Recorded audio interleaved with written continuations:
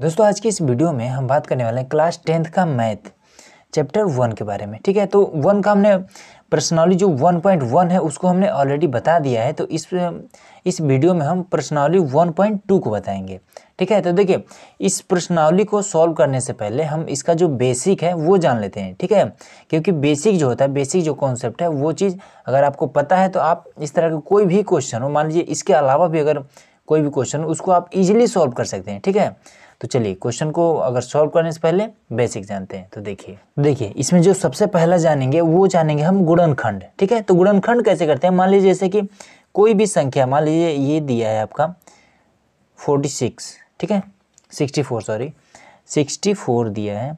इसको हमें गुणनखंड कैसे करना, बस यही, इसको 2 से आप काट दीजिए। तो 2 3 6 और 2 दूना 4, फिर 2 से काटिए, 2 एक 2 और 2 6 12, फिर 2 से काट दिए, 2 8 16, ठीक है 2 चौका 8 और 2 दूना 4, फिर 2 एक 2, बस यही आपका गुणनखंड है।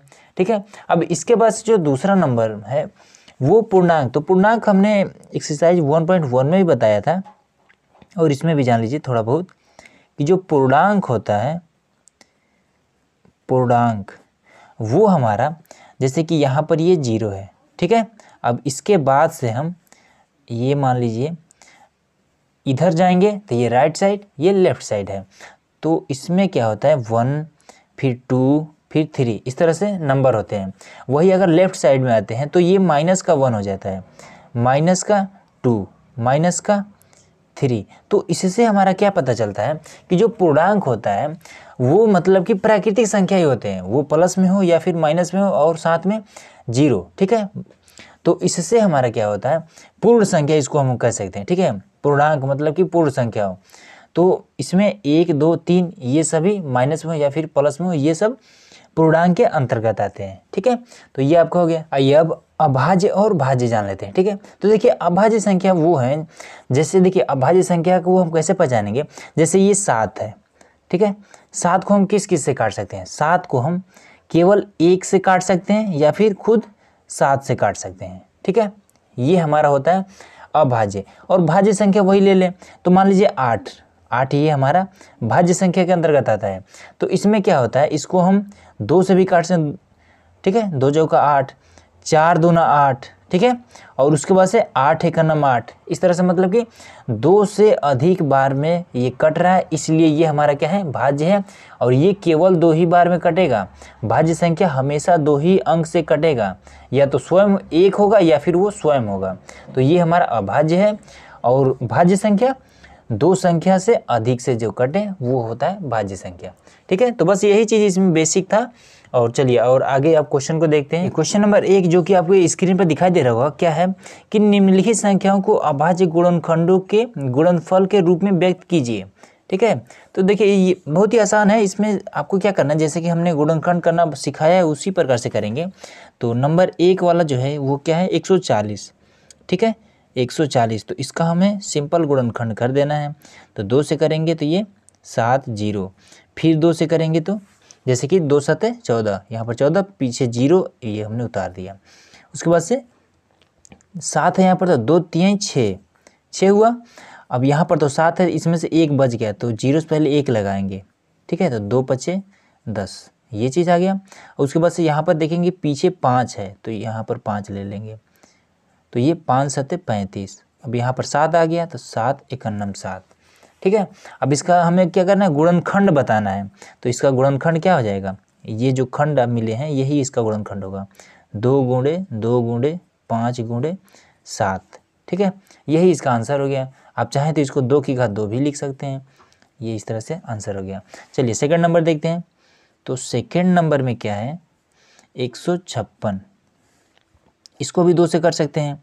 तो ये यहाँ पर एक संख्या लेते, लेकिन एक यहाँ पर 2 से छोटा है। ठीक है, तो 2 संख्या ले लेंगे तो 15 हो जाएगा, तो 2 7 14। उसके बाद से यहाँ पर 15 है, 15 यहाँ पर जब इसके साथ गुणा करेंगे तो ये 14 आया है, यहाँ पर 15 है तो 1 इसमें से बच गया। तो 6 से पहले 1 लगा लेंगे तो 16 हो जाएगा, तो 2 8 16। उसके बाद से 2 3 6, फिर यहाँ से यहाँ पर 7 है, 2 3 6 हुआ है, यहाँ 7 में से 1 बचा, 8 से पहले लगा लिए तो 2 9 18। अब इसको 3 से कर लेते हैं, 3 एक नम 3, उसके बाद 3 त्रिका 9, उसके बाद से 13 से, फिर यहाँ पर 1 आ गया। ठीक है, अब यही इसका गुणनखंड हो गया। तो इसका गुणनखंड 2 गुणे 2 गुणे 3 गुणे 13, इसका 2 का स्क्वायर भी इसमें भी कर सकते हैं। ये आपका आंसर हो गया।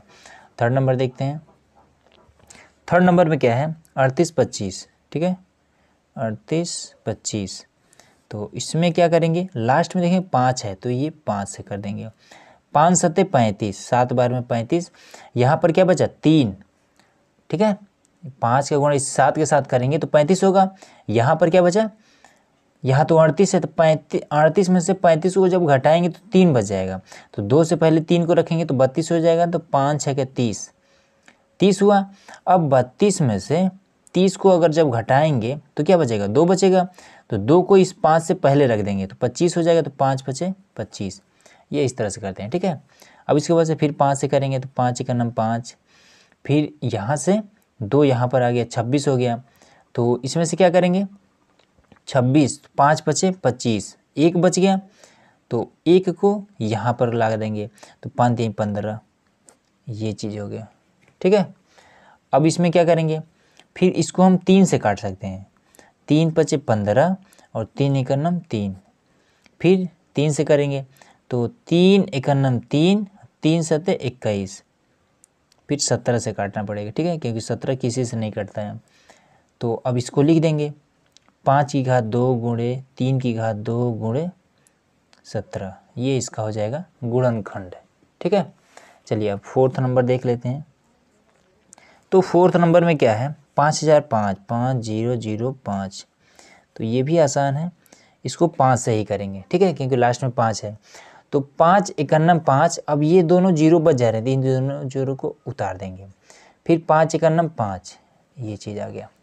ठीक है, तो अब इसमें हम क्या करेंगे, इसको काटने के लिए हमें सबसे पहले देखना पड़ेगा कि ये किस चीज़ से कटेगा।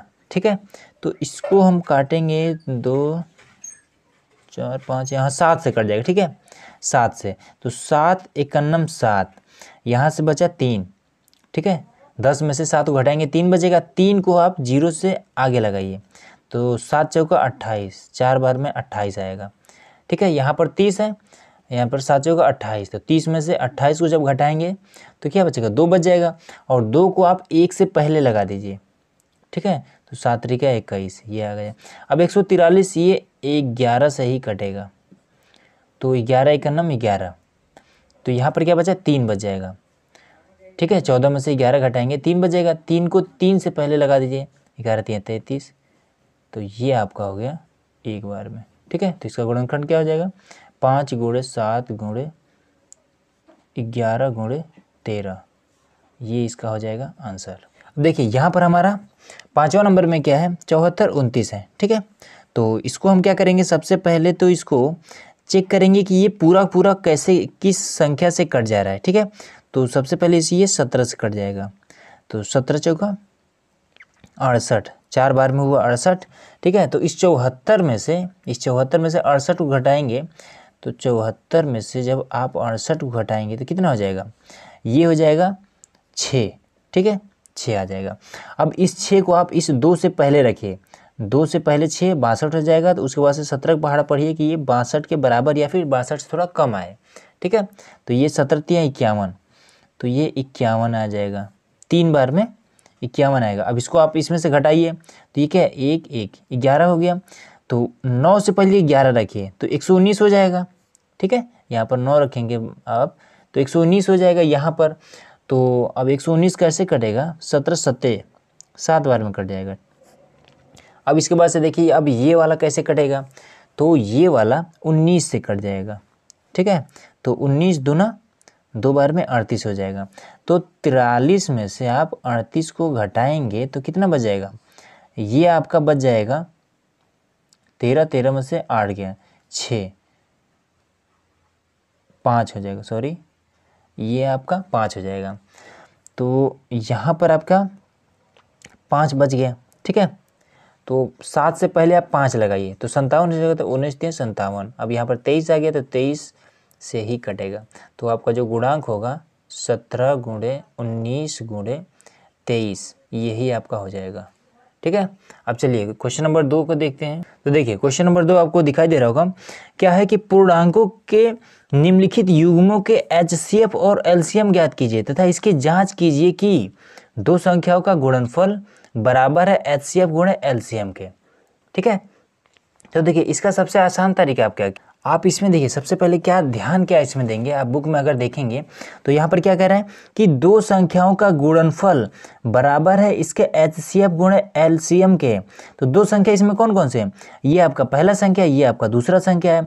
तो कह रहा है कि दोनों संख्या गुणनफल, इन दोनों संख्याओं को गुणनफल मतलब कि इसका गुणा इसके साथ करिए, उसके बाद से HCF और LCM निकालिए, उन दोनों को आपस में गुणा करिए, वो आपस में अगर बराबर आ जा रहे हैं तो फिर हमारा क्वेश्चन सही हो जाएगा। ठीक है, तो इसमें जो पहला नंबर हमारा है वो ये है, दूसरा का जो फर्स्ट क्वेश्चन है 26 और 91 है।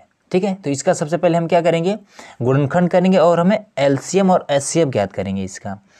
तो 26 लिखिए और इसका गुणनखंड करिए, तो ये क्या हो जाएगा, 2 से 2 1 2 2 3 6 और यहाँ पर 13 एक बार में कट गया, 26 का हो गया। अब 91 का करते हैं, तो ये हो जाएगा क्या, इसको हम कर देंगे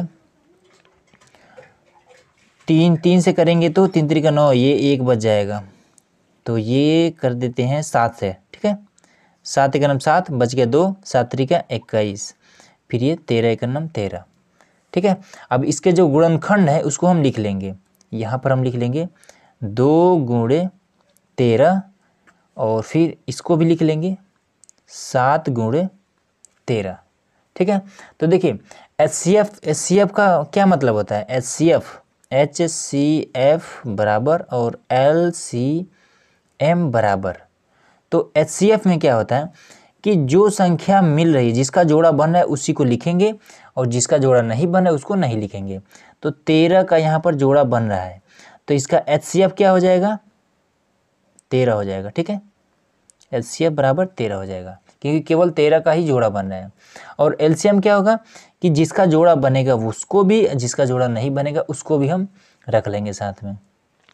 तो ये हो जाएगा 13 गुणे, ये जो जोड़ा बना है केवल एक ही बार लिखा जाएगा। ठीक है, ऐसा नहीं कि जोड़ा बना है तो दोनों लिख लें, केवल एक बार हमने यहाँ पर लिख लिया LCM में। अब ये 2 और 7 का जोड़ा नहीं बना है तो इसको भी लिख लेंगे, यहाँ पर 2 और ये 7, ये चीज़ हो गया। ठीक है, अब इसमें क्या कह रहा है, आपको क्वेश्चन में हमने क्या बताया था कि इन दोनों का, ये जो दोनों संख्या है इसका गुणनफल इसके HCF और LCM के गुणनफल के बराबर है। तो पहले इसका हम गुणा कर लेते हैं। ठीक है, तो ये क्या हो जाएगा 26 गुणे 91 बराबर, इसका अगर गुणा करें 13, ये क्या हो जाएगा 7 दूना 14, 14 और 13, इसका हम गुणा कर लेंगे तो ये पहले हो जाएगा 13 गुणे 2 और 7। तो इसका पहले हम गुणा कर लेते हैं। ठीक है, तो देखिए इसका जो गुणनफल आ रहा है वो आ रहा है 23 66। ठीक है, इसको हमने गुणा कर दिया है। फिर इसका भी जो गुणनखंड आ रहा है, मतलब गुणा करने पर आ रहा है, वो आ रहा है 23 66। मतलब कि आप लोग गुणा करके इसका देख भी सकते हैं, दोनों का बराबर आ रहा है। ठीक है, तो क्वेश्चन के अनुसार ये हमारा आंसर आ गया। ठीक है, चलिए अगला देखते हैं। तो देखिए क्वेश्चन नंबर दूसरा का सेकंड नंबर है 510 और 92। तो इसका भी आप सिंपल उसी प्रकार से करिए, 510 इसका गुणनखंड कीजिए, तो ये क्या हो जाएगा, इसका हम पहले तो 2 से कर लेते हैं, 2 दूना 4, 2 दूना 4, 2 दूना 4, उसके बाद से यहाँ से एक यहाँ 2 पचे 10, उसके बाद से यहाँ 2 पचे 10, 255 आ गया। ठीक है, उसके बाद से यहाँ लास्ट में 5 है तो हम क्या करेंगे 5 से, तो 5 पचे 25, 5 पचे 25, 5 1 5। अब यहाँ पर ये इसको 3 से करना पड़ेगा, 3 1 3, 3 7 21, फिर ये 17 से करना पड़ेगा, 17 1 17। ठीक है, तो इसका हम लिख लेंगे यहाँ पर 2 गुणे 5 गुणे 3 गुणे 17, इसका लिख ले। अब 92 करते हैं 92, तो इसको क्या करेंगे हम 2 से कर देंगे, 2 चौका 8, यहाँ से 1 बचा 12 हो गया, 2 छक्के 12 और उसके बाद से 2 दूना 4, 2 3 6, अब लास्ट में आया 23, तो 23 को हम 23 से ही करना पड़ेगा। इसको भी लिख लेते हैं यहाँ पर, तो ये हो जाएगा 2 गुणे 2 3, ये चीज़ हो गया। अब इसमें देखेंगे कि मिल कौन सा रहा है, ये वाला, तो इसका HCF क्या हो जाएगा, HCF बराबर में 2, LCM क्या हो जाएगा इसका, LCM बराबर में ये क्या हो जाएगा 2, ठीक है, इन दोनों का जोड़ा मिल रहा है तो इसलिए 2। अब जिसका इसका नहीं मिल रहा है उसको भी लिख देंगे, तो ये 5 3 17, 2 23, 5 3 17 और उसके बाद से 2 फिर 23, ये चीज़ है, ठीक है। तो अब इसमें क्या कर रहा है, उसमें क्या कर रहा था कि इन दोनों का गुणा, ठीक है, इन दोनों का गुणा, और ये जो HCF और LCM है इन सभी का गुणा आपस में बराबर आना चाहिए। तो आप इसको अगर गुणा करके देखेंगे तो ये 510 गुणे 92 बराबर में ये 2 है, तो यहाँ पर हमने 2 लिख दिया, और ये बाकी LCM को यहाँ पर उतार देंगे, 2 गुणे 5 गुणे 3 गुणे 17 गुणे 23, ठीक है। अब इन दोनों को आपस में अगर गुणा करेंगे तो ये आपस में दोनों बराबर आएंगे, ठीक है, जैसे कि क्वेश्चन नंबर दूसरा का पहला में आया था, ठीक है। चलिए अब आगे देखते हैं। अब आइए थर्ड नंबर, तो थर्ड नंबर हमें उम्मीद है कि आपको पता चल गया होगा कि ये कैसे होगा, ठीक है। तो चलिए इसको भी कर लेते हैं। 3 3 6, इसका हम पहले गुणनखंड करेंगे, 2 से करिए, तो ये क्या हो जाएगा, 2 1 2, 2 6 12, 2 8 16, ठीक है।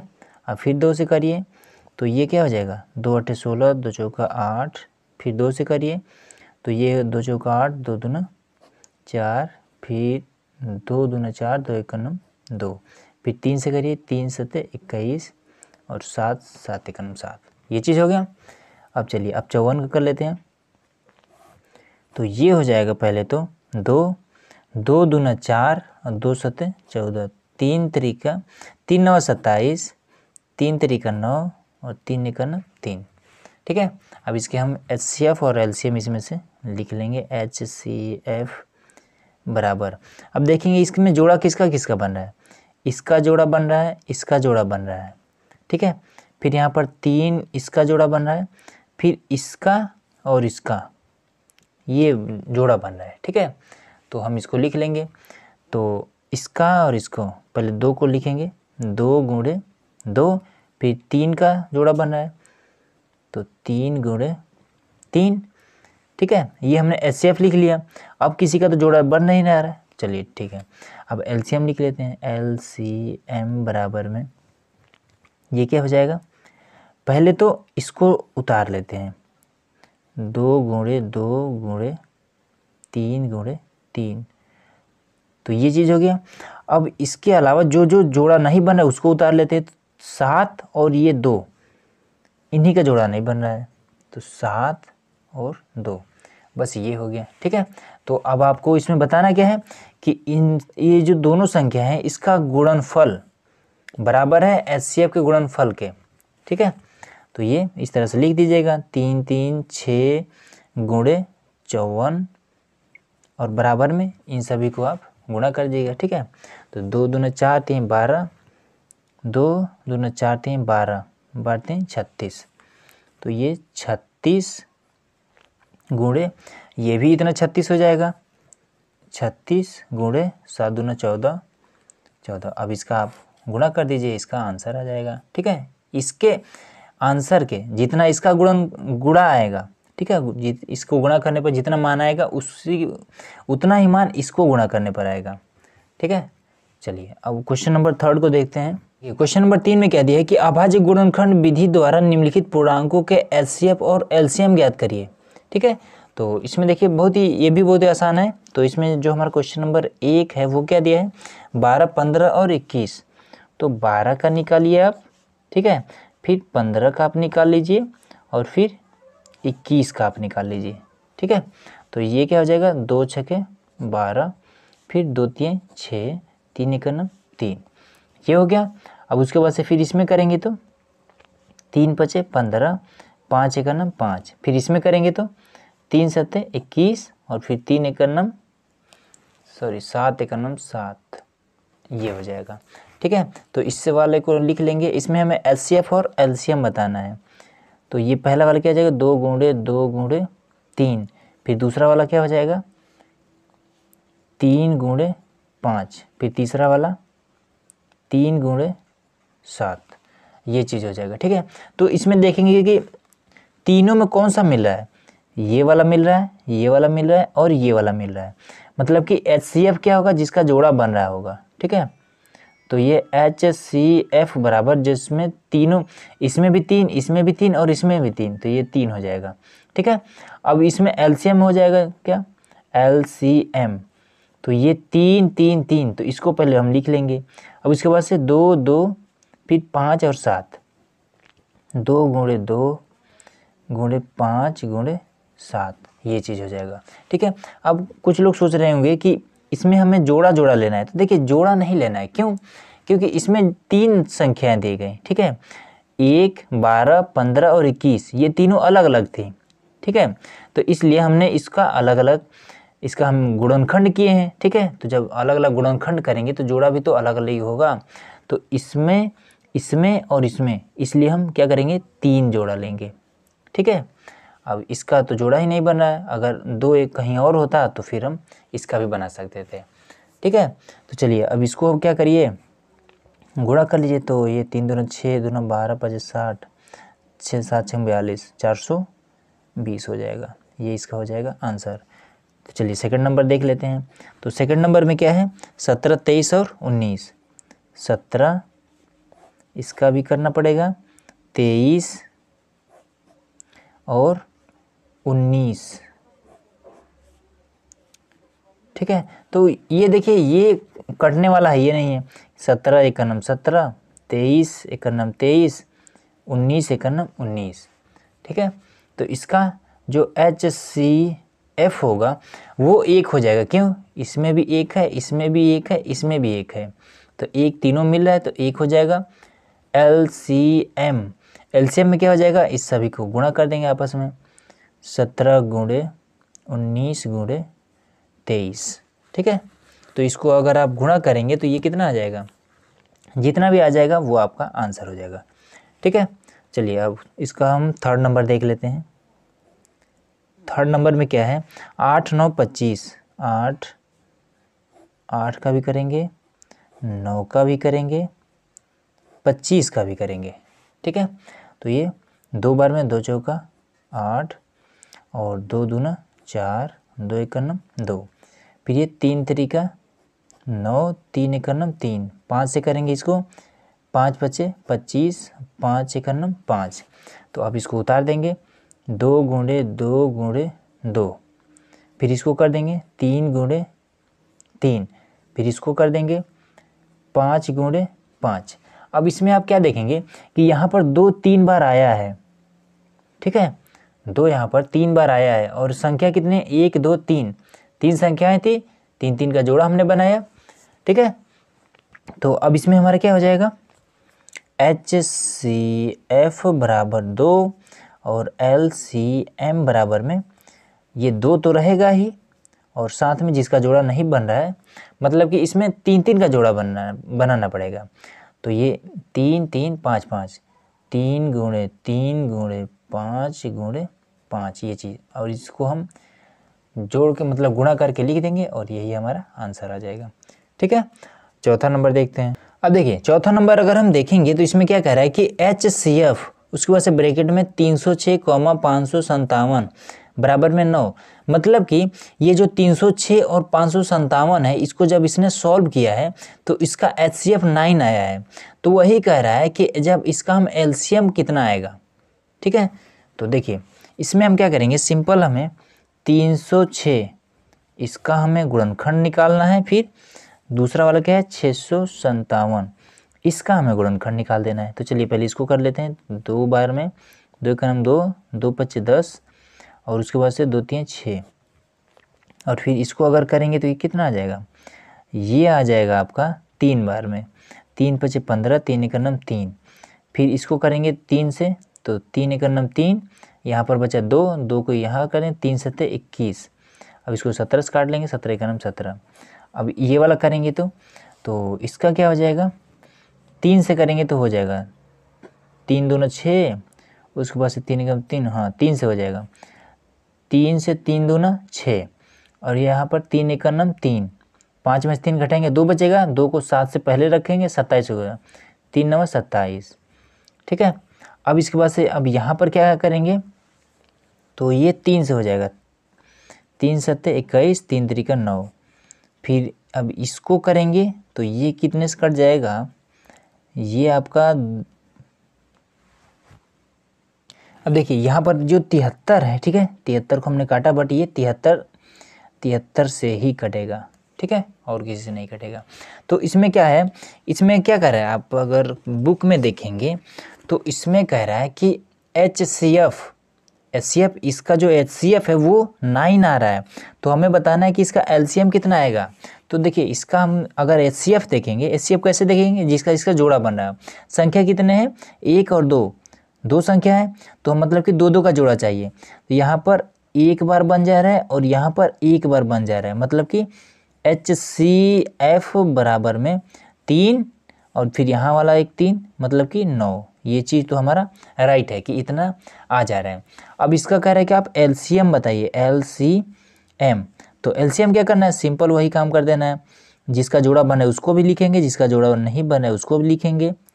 तो इसको तो हमने लिख लिया, फिर 2, 17 और 73, 17 और 73 ये चीज़, ठीक है। अब इसको अब अगर आप गुणा करेंगे तो ये आपका क्या आ जाएगा, 22,368 ऐसे कुछ आएगा, हाँ इसका आ जाएगा 22,338 आ जाएगा, ठीक है, ये आपका आंसर आ गया, ठीक है। आप लोग गुणा करके देख सकते हैं, इतना ही आएगा। तो चलिए अब क्वेश्चन नंबर 5 को देख लेते हैं। तो देखिए क्वेश्चन नंबर 5 में क्या कह रहा है कि जांच कीजिए कि किसी प्राकृतिक संख्या n के लिए संख्या 6 के घात में n अंक 0 पर समाप्त हो सकती है। तो देखिए इस क्वेश्चन में, क्वेश्चन नंबर 5 में अगर देखेंगे, क्वेश्चन 5 में इसमें एक कंडीशन होता है, वो क्या होता है कि किसी भी संख्या को 0 पर समाप्त होने के लिए उसके गुणनखंड में, यहाँ पर हम आपको लिख दे रहे हैं कि किसी भी संख्या को 0 पर समाप्त होने के लिए उसके गुणनखंड में 2 गुणे 5 आना जरूरी है, ठीक है, यहाँ पर हम लिख दे रहे हैं। तो देखिए यहाँ पर हमने क्या लिख दिया है कि किसी भी प्राकृतिक संख्या को 0 पर समाप्त होने के लिए उसके गुणनखंड में 2 गुणे 5 आना जरूरी है, ठीक है, 2 गुणे 5 ये चीज़ आप आना चाहिए। तो इसमें क्वेश्चन में क्या दिया है, यहाँ पर जो संख्या दिया है वो क्या है, संख्या इसमें क्या है 6 है, ठीक है। तो 6 का हम गुणनखंड करेंगे और देखेंगे कि क्या उसमें 2 गुणे 5 आ रहा है या नहीं। 6 इसका हमने किया गुणनखंड 3 बार में, फिर 3 से 3 का 3, इसमें हमने देखा 2 तो आ जा रहा है लेकिन यहाँ पर 3 आ रहा है, ठीक है। तो 2 और गुणे में 5 आना चाहिए, इसका गुणनखंड कैसे होगा, 2 गुणे 3 हो जाएगा। तो इसका ये क्या हो जाएगा, ये 0 पर समाप्त नहीं होगा, क्यों, क्योंकि 0 पर समाप्त होने के लिए 2 गुणे 5 का आना जरूरी है। कोई भी नंबर हो उसका पहले गुणनखंड करेंगे और उसमें देखेंगे कि 2 गुणे 5 आ रहा है या नहीं आ रहा है। अगर आ रहा है तो 0 पर समाप्त हो सकता है, अगर नहीं आ रहा है तो 0 पर समाप्त नहीं होगा, ठीक है, यही इसका आंसर हो जाएगा। चलिए अब 6 नंबर देखते हैं। अब देखिए क्वेश्चन नंबर 6 में क्या कह रहा है कि व्याख्या कीजिए कि 7 गुणे 11 गुणे 13 प्लस में 13 और 7 गुणे 6 गुणे 5 गुणे 4 गुणे 3 गुणे 2 गुणे 1 प्लस 5 भाज्य संख्याएं क्यों है, ठीक है। तो इसमें हमने अभी आपको इस वीडियो के स्टार्टिंग में ही भाज्य और अभाज्य हमने बताया था। क्या बताया था कि जिस संख्या को काटें और उसका जो, जैसे कि मान लीजिए जैसे 8 है, ठीक है, तो 8 को हम किस किस नंबर से काट सकते हैं, 8 को हम 4 से भी काट सकते हैं, 2 से भी काट सकते हैं और 8 एक नम 8 1 से भी काट सकते हैं। मतलब कि जिस संख्या को 2 से अधिक अंकों से कट जाए वो होता है भाज्य, ठीक है। तो हम देखेंगे कि क्या ये 2 से अधिक संख्या से कट जा रहा है, अगर कट जा रहा है तो भाज्य है। तो इसमें जो नंबर दिया उसको पहले हम नोट करते हैं। तो ये 7 गुणे 11 गुणे 13 प्लस में 13 ये चीज़ है, ठीक है। तो इसमें हम क्या करते हैं कि यहाँ पर 13 है प्लस में यहाँ पर 13 है, तो इसको हम कॉमन ले लेते हैं।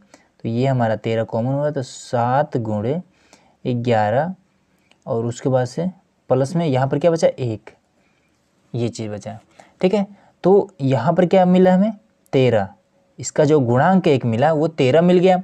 अब 1177 एक 78 और दूसरा हमारा क्या मिल जा रहा है, पहला तो हमारा 13 मिल जा रहा है और दूसरा हमारा 78 मिल जा रहा है, ठीक है।